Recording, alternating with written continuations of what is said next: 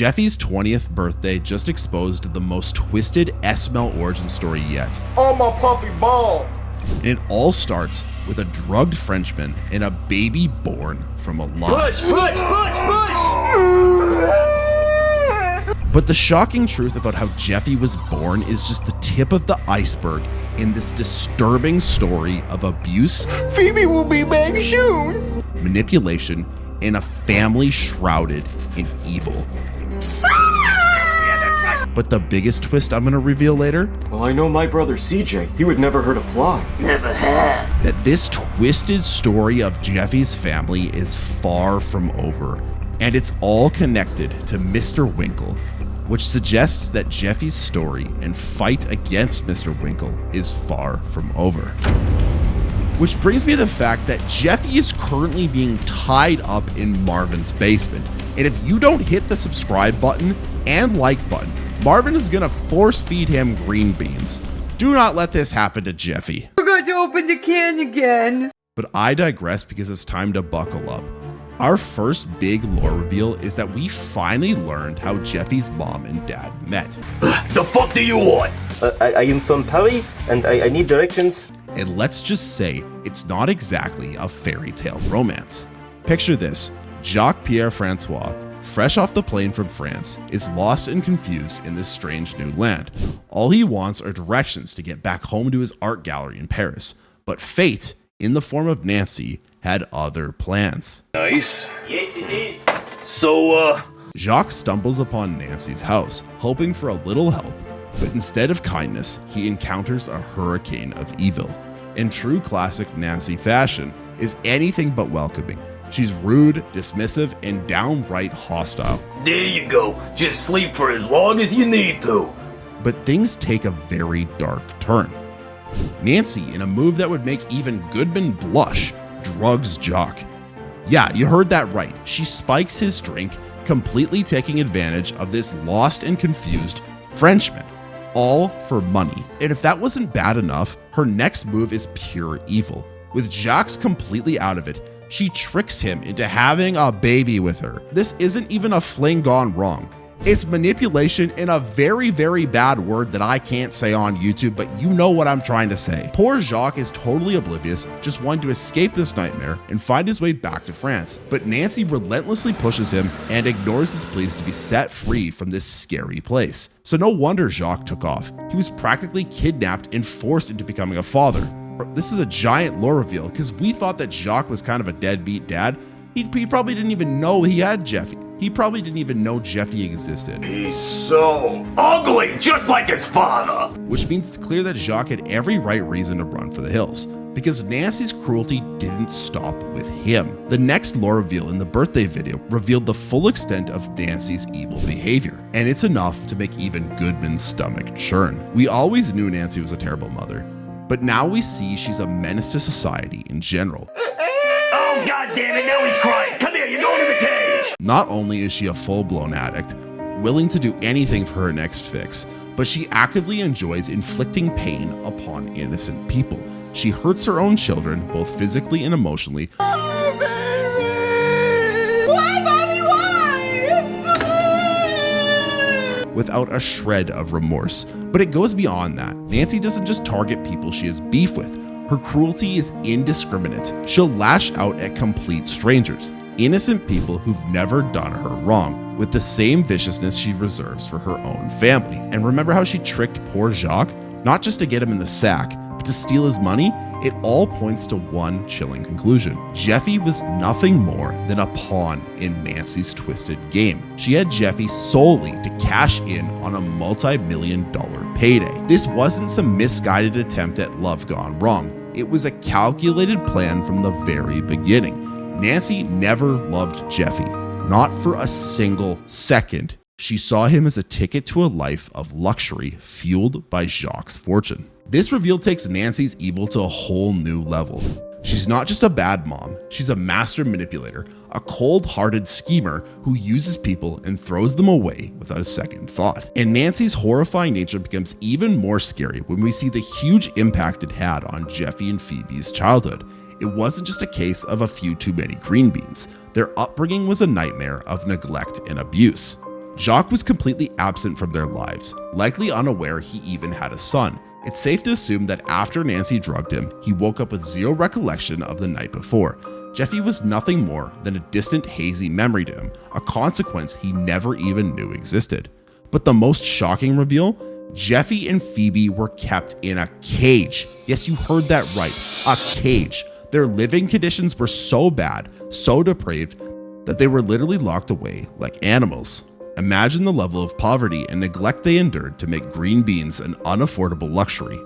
When we think back to their early years, it breaks a viewer's heart, seeing them trapped in this cycle of abuse and deprivation. Yet amidst this darkness, a flicker of hope emerged. What did you just say to me? You're not gonna take Phoebe! Excuse me, CJ. I gotta beat some ass. We finally got to see the depth of Jeffy's love and protectiveness towards Phoebe. While Jeffy's known for being a shit disturber, his soft spot for his sister has always been evident. But in these flashbacks, we see a new level of intensity, a fierce loyalty and unwavering care for Phoebe that's truly touching. He defends her, comforts her, and shields her from the worst of their terrible situation. Phoebe will be back soon! It just goes to show the power of a sibling's bond, even in the face of evil. Honestly, it's a side of Jeffy that we rarely see, and it adds a surprising layer of complexity to his character arc. And that protective instinct Jeffy displays towards Phoebe is even more critical. Oh, we eat green beans every night! Yeah, and some kids don't get to eat at all. You're very lucky. Considering the lore bombshell reveal of her true father. For years, us SML fans assumed that Jeffy and Phoebe were twins. After all, they look almost identical, they both make the same noises, and they even have similar energy. So it's easy to understand why the twin theory took hold, especially since official videos might have even supported it at some point. And while many people are just saying this is retconned, just remember that Jeffy's childhood was shrouded in secrecy. Nobody, not even those closest to him, Oh, we eat green beans every night! Yeah, and some kids don't get to eat at all. You're very lucky. knew the truth about his earlier years.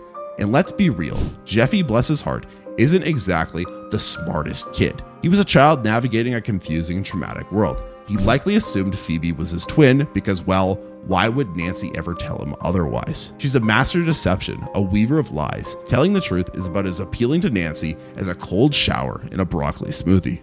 She would never admit to manipulating someone. So, who is Phoebe's dad then? Well, brace yourselves, theorists, because the answer is pretty disturbing.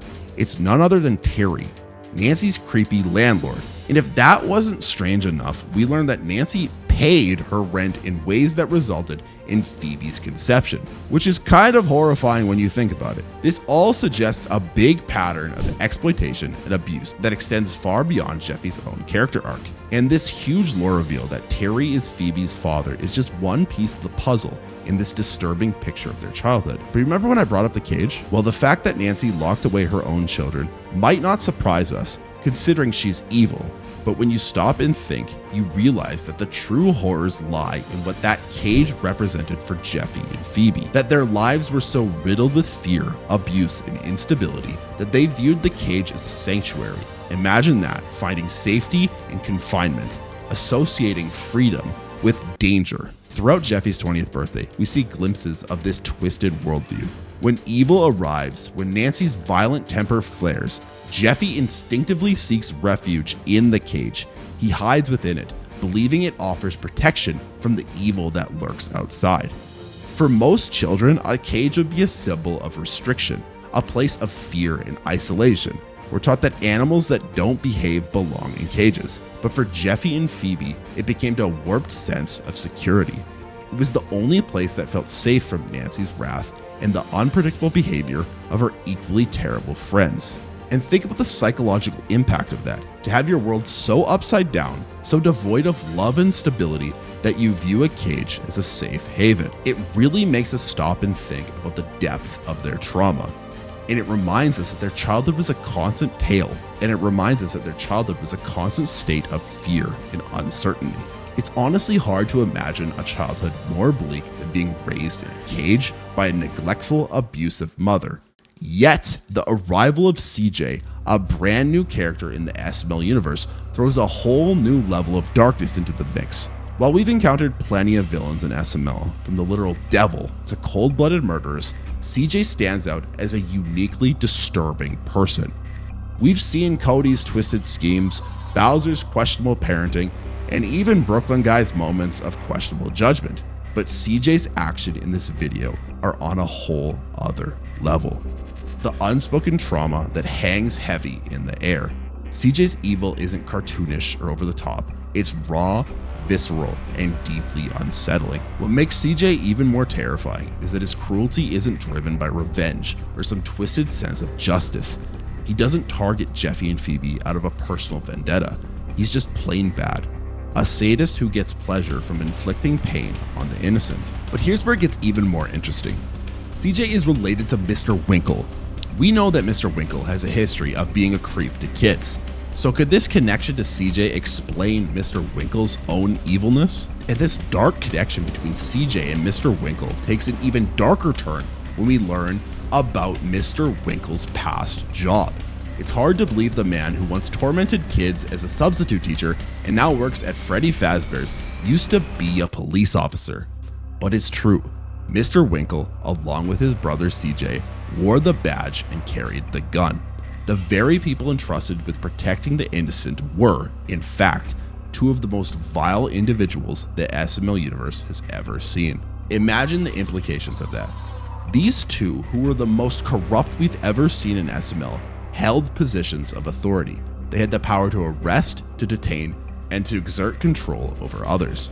Whether Logan intended to or not, it paints a deep picture of a deeply corrupted police force. And while we often laugh now at Brooklyn Guy's stupidness when it comes to being a police officer, what if back in time, Mr. Winkle and CJ were the norm? This was what the standard police officer looked like in the SML world. That would mean this series takes on a whole new level of darkness. And so many things that we think are bad now used to be so much worse. It's honestly a disturbing thought knowing that these two monsters once roamed the streets with badges and guns. It makes you wonder how many lives they ruined and how many crimes they committed under the guise of being a cop. Literally means that it's not just these two police officers. Most likely, a lot of the police force back in the history of the SML world used to be rotten to its core. It's a scary thought, but it also raises a deeper question. How did CJ and Mr. Winkle become so evil? Sure, one bad apple can spoil the bunch, but two brothers both showing such extreme levels of evil, a corrupted childhood that they both shared. What kind of environment produced CJ and Mr. Winkle? What kind of parents raised two sons who grew up to abuse their power and prey on the vulnerable?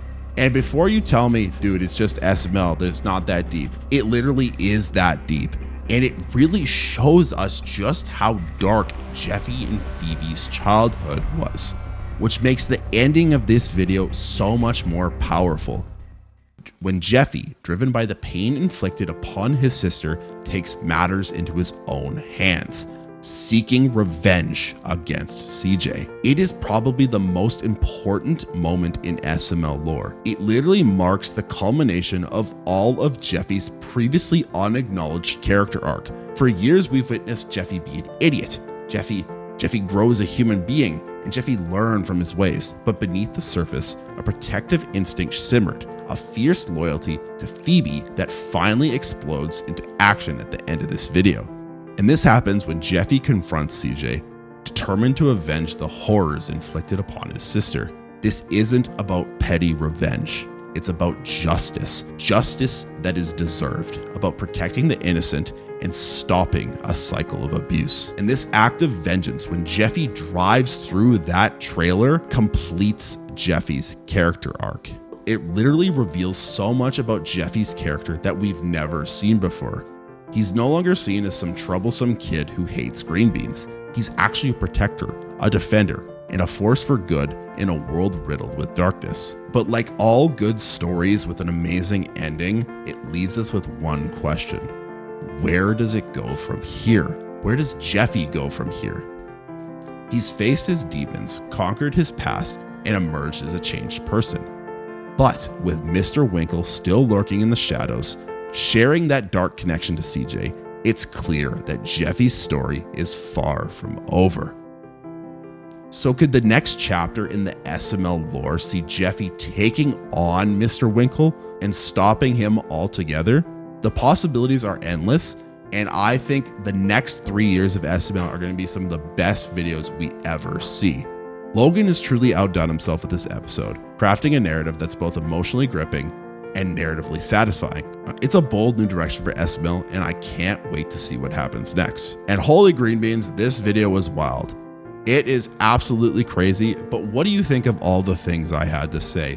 What do you think about the future of the SML lore? Let me know down in the comments, and make sure to like and subscribe and watch more of my theories, some that are about all of this lore like I talked about like 6 months ago, on screen right now. So click them to watch them now.